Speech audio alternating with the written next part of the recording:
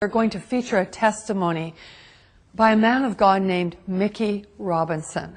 You're going to be absolutely amazed when you hear this story, because he was in a plane crash that literally destroyed him. In fact, it killed him.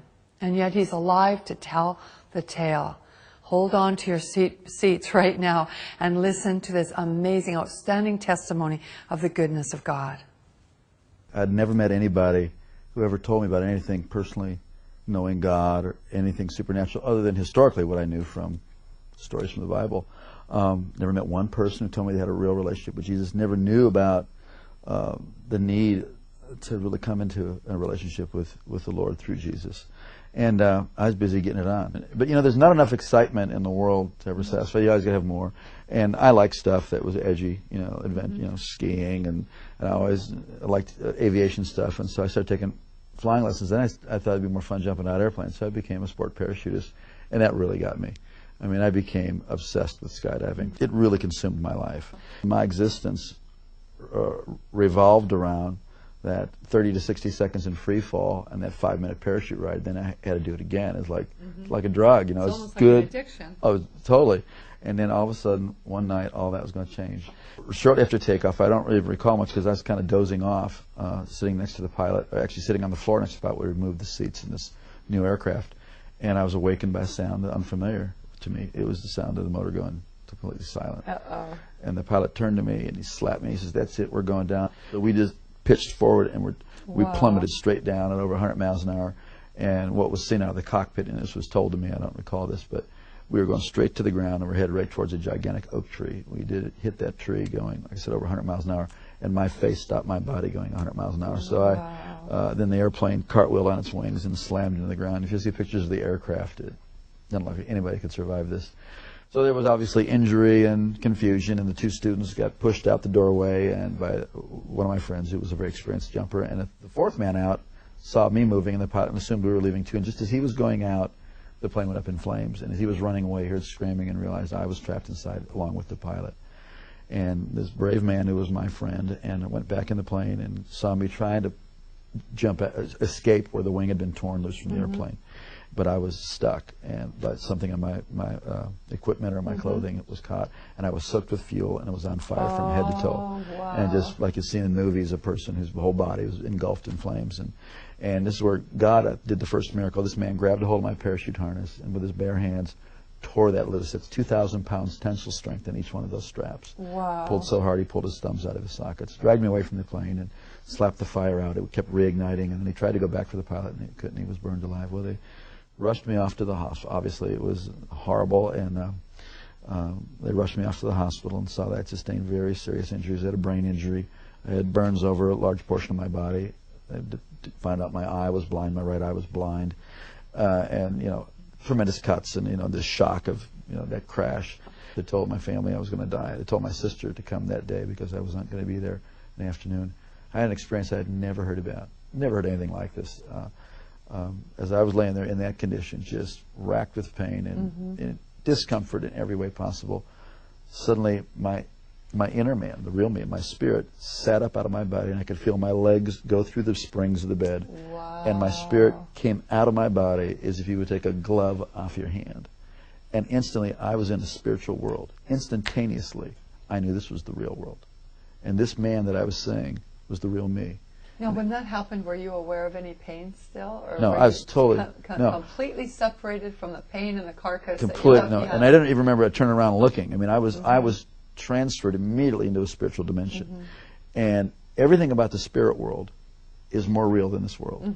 The colors are brighter. The edges of everything are sharper. The emotions are just enhanced. They are clear. And instantaneously, the thing that really struck me the most was there was a complete absence of the awareness of time.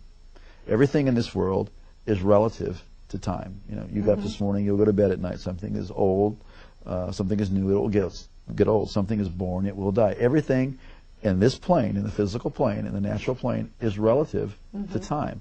But everything in the spiritual plane is relative to eternity. So what had been natural to be aware of time was totally gone. And I was totally aware of eternity. It is shocking. It is stunning to be conscious and to know what eternity is. Also, logic and reasoning doesn't happen there. based on the sum total of all my intelligent thoughts that I've learned, I had a death and I'm in the spirit world. It's like you just know that you know that you know. It's like having a revelation constantly, and it was incredible. And I knew I was traveling. I could feel, that I was traveling. And as I looked ahead, there was this pure white light. It was whiter than the whitest snow and brighter than 10,000 suns. And yet I could look right at it, and it was compelling. And it was like I was being towed. I was being towed like a tractor being. And as I was looking, I could feel this anticipation. Wow. But then simultaneous to that, on my right side, I could feel something, and I looked, and there was this blackness sweeping. Now, this blackness, as I looked at it, instantly I was aware of its complete nature. It was eternal, like I was experiencing eternity. It was without any matter. It was without any life. It was void, and it was forever non-negotiable, cut off from the source of all life. And the more that I looked at it, the faster it would sweep. And the more that occurred, the more intense the feeling of the nature of being cut off and sealed forever and separated. It is horrific. Yes. Horrific. You would not. I used to never be able to stand to be near anybody who could say go to hell after that. Because you wouldn't want the worst person. No. You wouldn't want Adolf Hitler, bin Laden, Saddam. You wouldn't want any human being to ever go in there. It was so horrible. And as that was sweeping, it got down to, it was eclipsing this light. So there was just it was like you're in a room and you close the door, a dark room, and there's a little space between the door and the door jamb. It wasn't a doorway. This was a real place that I was seeing and that I was feeling. And as it was closing, it was eclipsing. And now I'm standing on the very edge, the precipice of eternal separation.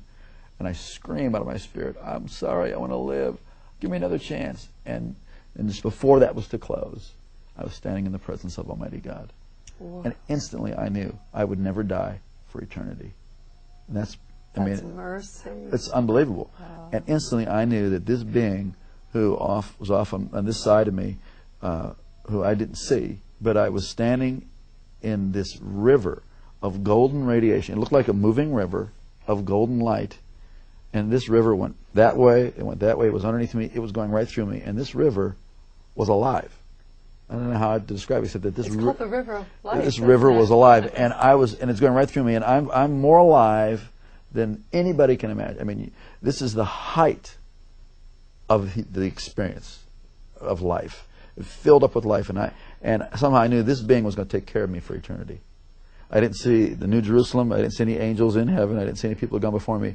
This was the max. So I was so filled with just the love and all of God's majesty, all of His authority, all of His love, everything was just flowing through me. I was like vibrating like a tuning fork, the very essence of God's nature. But when God spoke to me, and not in a language like you and I are talking now, but the knowledge of His purpose, the word of His purpose, came in through that same light.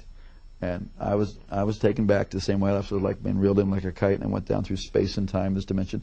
As my spirit settled into my body, and I could start to hear out of these ears and see out of this eye, I came to in the room materialized, kind of like they beam up on Star Trek. Right. And I heard myself speaking in this beautiful language that I had never heard anybody talk about before. The heavenly language. Yeah, it was a beautiful language. And when my brain turned on, I thought, what in the heck is this other language? And I was no longer, the person who was dying and dead was no longer, and I was born again and filled with the Holy Ghost. I never heard about that.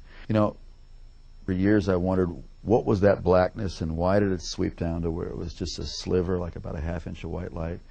And years later, God revealed it to me. It was really a historical record of my life. That for all the years that I had lived, I was in darkness. And God gave me a space to cry out to Him. And in that space, it changed my future, my destiny, my whole purpose. God loved me the whole time. God was with me. But, please, don't wait until you're that desperate. We're desperate right now, and He's with you, and you have a chance today to cry out to God. It's not complicated. It's not religious. I mean, certainly my prayer wasn't all that complicated, and it wasn't about religion. It was about I needed life, and there is no one of us before God that doesn't need the whole life that He has to offer. It's usually fear that keeps us from doing that, or like we're afraid, well, I'm not good enough. That's the whole deal. We need God.